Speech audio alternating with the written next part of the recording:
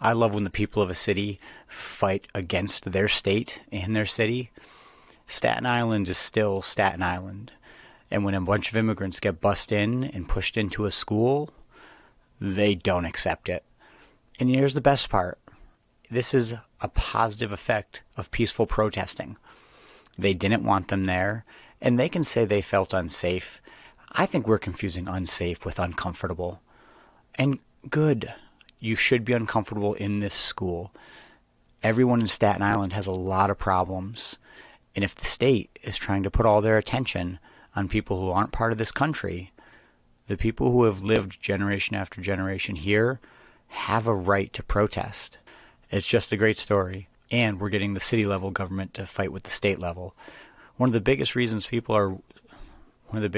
that we are always overpowered by the politicians is because they're either working hand in hand or lockstep. We're now having them fight amongst each other. Those fractions will weaken them, which will allow for change. Let's jump into this local report from ABC 7, New York. Late this afternoon, migrants started arriving at St. Johnville Academy just as a judge ruled the city could not use the old school as a shelter. About 30 migrants are now refusing to leave, left in limbo with nowhere else to go as the city appeals the judge's decision. About 20 other migrants who arrived this afternoon decided to leave the shelter on their own after they were heckled by protesters outside of the school. They said that they did not feel safe. Eyewitness News reporter Jim Dolan is live on Staten Island with the very latest. Jim.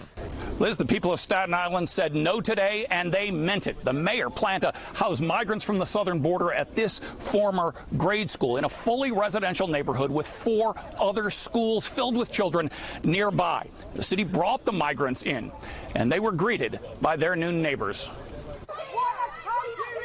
You're not welcome!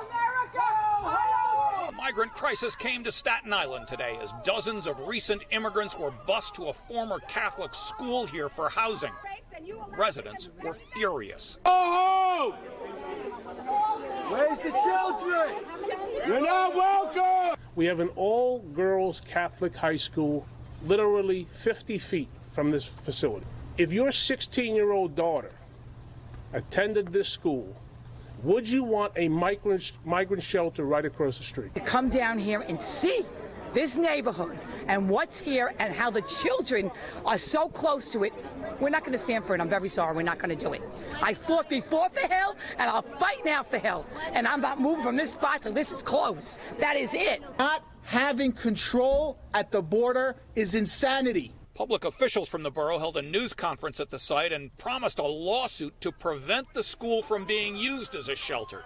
And by early afternoon, they appear to have won. And he ruled that there's an emergency temporary restraining order from anyone occupying this building.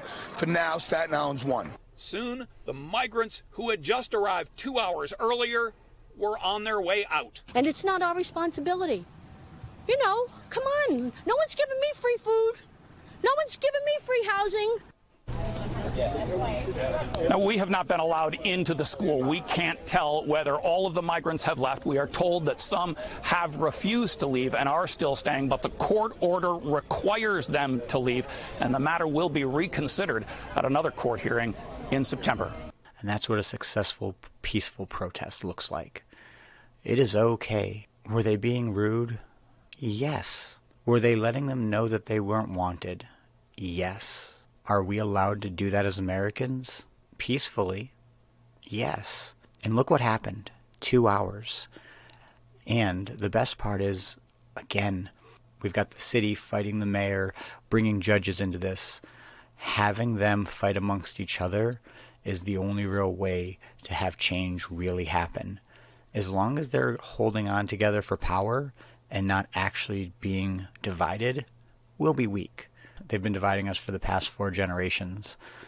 Now they're going to get a taste of their own medicine. I'm happy Staten Island is staying true to its soul. They're a rough community who stand up for their people, and they don't want this near their schools. I'm not saying these are bad people. However, they are in bad times. And homeless Americans are also doing bad things because of bad times. No one wants people who have nothing to lose in their community. And these people right now have nothing to lose. It does make it an unsafe situation. Good job, Staten Island.